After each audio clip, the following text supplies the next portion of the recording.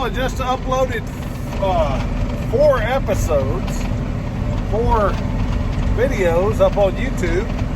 That's 2 weeks worth. All cutting.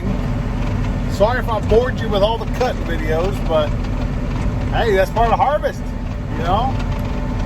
And I'm sorry I didn't do all the breakdowns. I didn't video all the breakdowns that we had, but anyway, it's all good. We didn't have very many, and they wasn't much.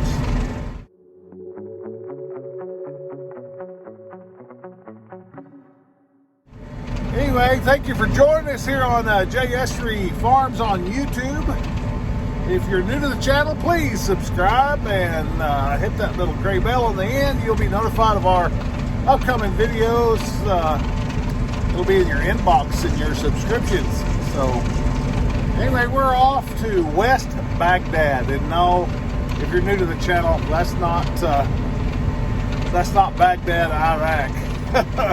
That's West Baghdad, Floyd, New Mexico. I've got fields named West Baghdad and one named East Baghdad. So anyway, I do that because they're so sandy and they're kind of blowing, so they're kind of subject to erode. I'll put it that way. So we call them East and West Baghdad. I used to have this one big field years ago that I called Baghdad, so they just kind of got moved over here and called East and West. So anyway, coming over there to do a little raking.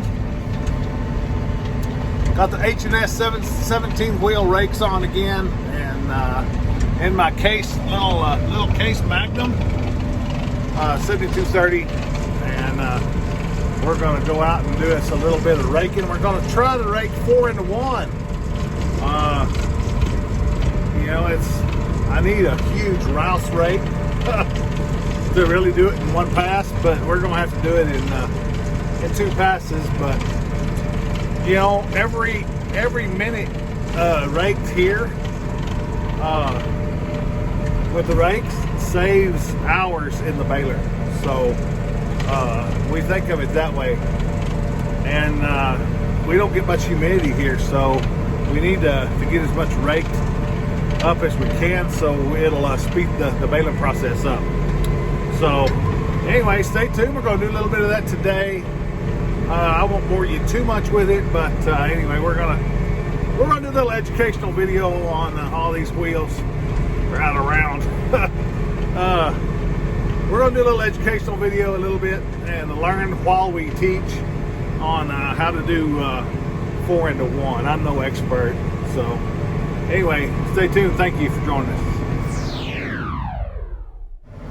Okay, if you see right here, I'm kind of driving on that windrow, and I'm raking one windrow, and I'm putting that one right beside that other one. And then I will do the same thing to those two. I'll put that outside one right next to that inside one. Then when I rake the next pass, I'll rake those 4 together, if that makes sense. Maybe it will here in a minute. You see how those 2 right there are, that one's rolled right next to that other windrow? I'm doing the same thing right here.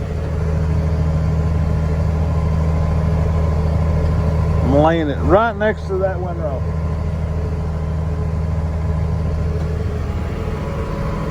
So now the idea is to roll those 4 together. I did that over there. You'll see here in just a second. All right, see there? There's 2 windrows together and 2 windrows together, and now I'm pulling them. It's so dusty. I'll show you here in a minute. I'm pulling all 4 of those together in one windrow now. So that's 4 into 1. That over there is 3 into 1. I had 2 windrows, and then I had where I merged it over there by that one windrow, and I was able to pick up 3. And that looked pretty good. So these 4 will be good. And it's dusty. You know, we hadn't had a rain here since it was planted, really. We've only had 1.5 inches. Probably, maybe even 2 inches, you know, while it was growing. And it's just so dusty, man. The ground's just powder. So It's going to be a little bit dirty, but just what it is. See those four windrows? Watch this.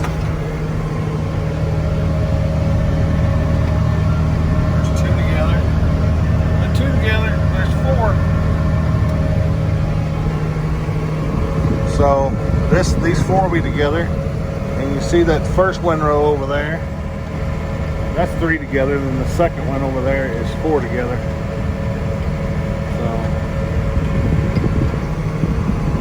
I'm going to be able to do it. It's just going to be a lot of time. But like I said, I'd rather spend time in the rake as in time in the baler. So it's just going to be a little bit, a little bit of raking time. And it's a great little tractor. So just sit here and do my best thinking. Not even a radio.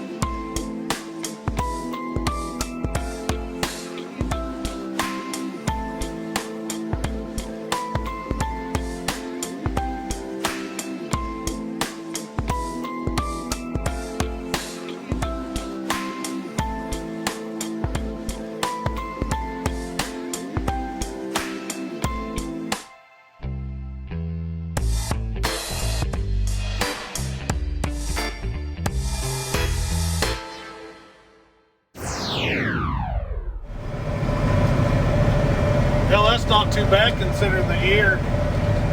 Only having 1.5 inches of rain on it since I planted it. The biggest one's probably been 7/10, and that was just the other day. After it's already done its thing. Shoot. That's gonna add up pretty quick. Breaking off the ends now. I'm gonna have to get the baler over here before dark, and I still got to put the camera in it and get it over here. Probably around 3 or 4 in the morning, we're gonna find humidity to bail on, maybe a little earlier, and then I can bail probably till 7 or 8 in the morning. Then we'll have to shut her down. But 4 hours on that big of a wide of a windrow there. I can cover some acres pretty quick. So that's 4 into 1. 4/16s, so that's not bad.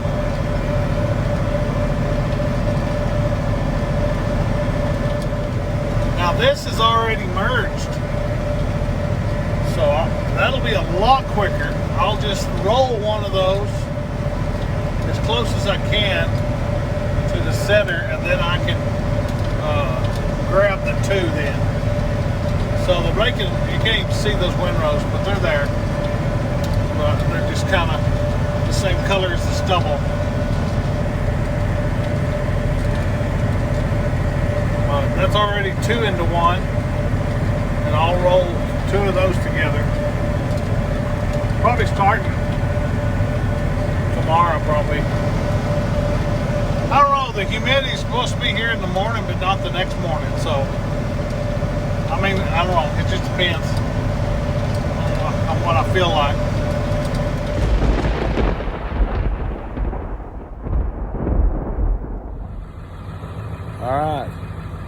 4:30 in the morning. We're fixing to go roll up some hay. So y'all come along. Round Baler time.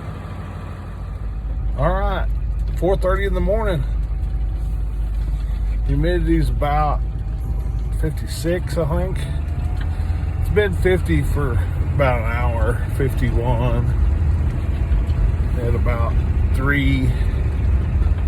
And I sat there and waited for a little while, and I decided to go ahead and get up, get dressed, and get going. And it ain't gonna get too wet today. It's gonna get like they say like 59. And I go by the Weather Channel.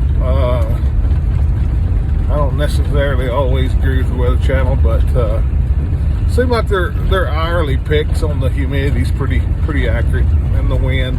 So I usually go by there hour by hour, and man, I used to sit in the dang pickup and wait for humidity all night long, sleeping there, and we didn't have no internet, none of this modern technology bull.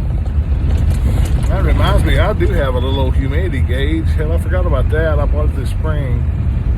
Anyway, man, we used to just, feel by the air and say, well, I wonder what humidity it is, and I remember. I mean, I'm old enough to remember then going and looking at the humidity on the computer at home. I'd get up and go in there and log on to weather.com when the internet was first coming out. We could see when it was last updated. An hour ago it was 50%. So we'd start heading down to the field. Then we still might have to wait an hour, hour and a half, 2 hours sometimes. The humidity come up, and sometimes it was already there and they missed it. But the last several years we've been going by the Weather Channel, and then our apps on our phone. There's all kind of weather apps to tell you the humidity, and you just gotta kind of trust them a little, see what it is on them, and then see what it is actual, and just kind of go to the field when you feel it in your gut. So, and when I walk outside, I mean, I've baled hay for quite a few years. I mean, I've been in the hay business for 25 years, and I can pretty well tell when I walk out of the house if I can feel humidity in the air, and if the wind's up, I can pretty well tell you, hey, it ain't gonna happen. And I can just smell and feel, and I can tell by the way that the ground sounds when you're walking out to the yard gate. I mean, it's just, well, it'll be here in a little while, or I think it's coming in pretty quick, or man, it's already too wet. So, but anyway, that's just kind of how I do it. And then I go out and roll a leaf, and if I can roll some Haygrazer leaves, they don't feel all crunchy like in my corn deal. That's feeling pretty good in my corn video. I don't know if y'all watch that. But anytime you can kind of fold some leaves and stuff, it's there. And Haygrazer don't get wet anyway. But the leaves, will get wet, and that's what you want. You want them to kind of not just break apart when you fold a leaf. You want them to kind of bend a little bit, and you can kind of tell when it's.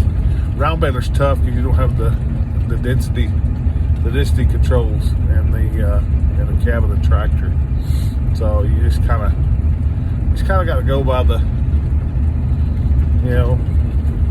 I don't know. You just got to probe it every once in a while. I do, and I kind of tell when it's getting too wet. So, but according to the humidity, 59 is supposed to be about daylight, and it'll drop off drastically as soon as the sun comes out.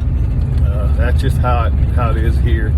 I mean, it gets wet, too wet some nights, but for the most part, we usually start around 2-ish, 3-ish, and we'll go sometimes all the way till 8 or 9 in the morning until it burns off. I love to bale hay on the come in. I hate baling hay on the go out. So that's just me. So anyway, we're gonna roll us up some little hay. So we'll try it anyway.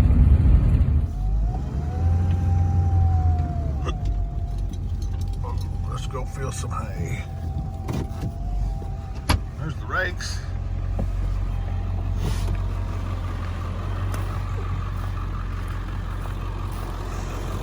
I can feel it hitting the ground.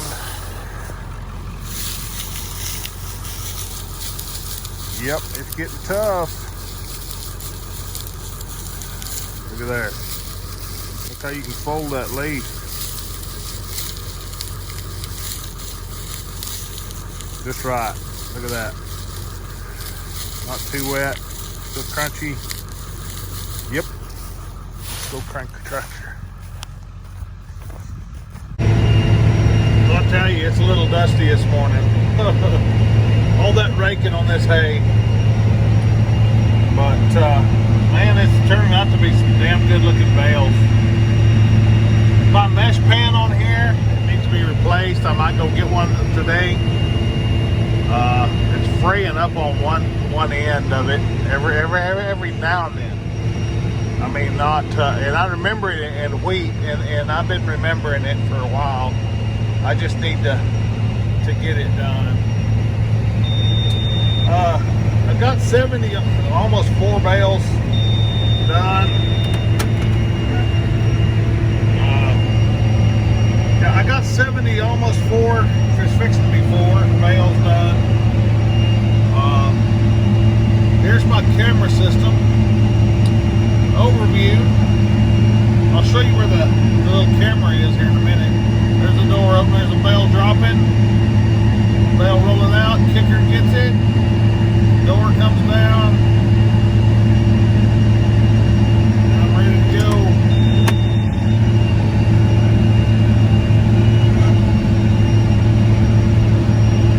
It is really pretty dry this morning. It never, for round balers, they need a little more moisture than big squares, and this baler especially. You know, I'm not too fond of this baler. I'll be really honest there, Agco.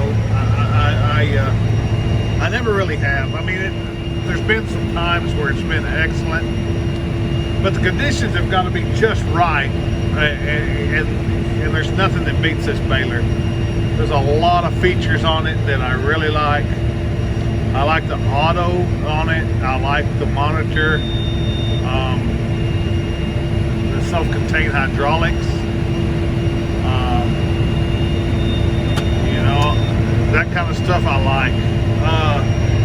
Stuff I don't like is it hates starting a bale, and you know, sometimes it's great. I mean, there's a lot of times they don't have no trouble, but when it's you know, when it's kind of marginal, it's you know, a little dry, little stemmy, little leafy or whatever. Sometimes it just don't like it, and it won't start a bale. There's lots of times, you know, that I never even worry about looking back. I mean, it just feeds it. Like, I'm not having trouble starting it right now. But if I was to go out here on the turn row, I was having immortal hell on the turn row this morning, and I do not know why. I don't know if it's drier out there, or it's just the you know, hay, it's not making as much. You know, I don't know, but I was, and then I was having trouble this morning. I was trying to cram too much in it at a time. I was thinking this wasn't all that good of hay, and I was just, I mean, balls of walling, and I was just trying to put too much hay in it. My big square baler will outbale this some bitch like it wouldn't even, it'd be sitting still. Matter of fact, I wished I had it on this morning. we'd be tying knots and not even looking back. But anyway, that's just what it is, and it's I don't know. I'd love to trade balers this fall or this spring, and I don't know. You know, I've sure been toying with a John Deere, so I don't know. We'll see. We will see. I know my Deere buddies don't. Well, they don't talk like they got much trouble. They probably got more trouble than they talk like. But I know I have trouble. And but anyway, we're gonna finish out the morning, see how many bales we get. Well, not too shabby for a first morning run. 124 good bales. It never really got real wet last night. This morning it just barely got tough, and this round baler don't like just barely gets tough. It likes getting a lot wetter, but we got some bradded in anyway. But they look pretty good. Sure was dusty, but I had to rake it a lot too. So, and it was dusty when I cut it, so just nothing to calm the dust down around here. But it looks good. I mean, that looks like a good bale. That is a Swanson Swanson net wrap. So it's got Swanson up there at Marble Falls, Texas. And then what I ended up using was Pritchett out of Nebraska. So I like both. I like both net wrappers. Just whenever I can get one of them, the cheapest is what I usually buy. They get them pretty similar. So putting on 4 wraps there at the end. I was putting on 5 just to, I don't know, make it look a little better. But I usually put on 4 on Haygrazer. So anyway, yeah, that finishes up for today. 124, and it was really pretty dusty for me to show you the camera system. I'll do that later, sometime later. So when we get a little bit of humidity, I doubt we're gonna have any tonight even. Might have to be a couple nights, but we'll get some more mine out, and I might not even be able to bale. So for a little while. That's just how it is around here. Pretty dry. Anyway, hope you enjoyed it, and I hope it's a little bit educational. You know, I appreciate you joining us. If you're a new subscriber, please check out all of our old videos, and if you're a newbie here, please hit that subscribe and like button. So send me a suggestion, send me a comment, tell me where you're from, tell me what you're up to, tell me what you do for a living, tell me what you want to see. So you know, I'll do anything. So thank you, and we'll see you next time.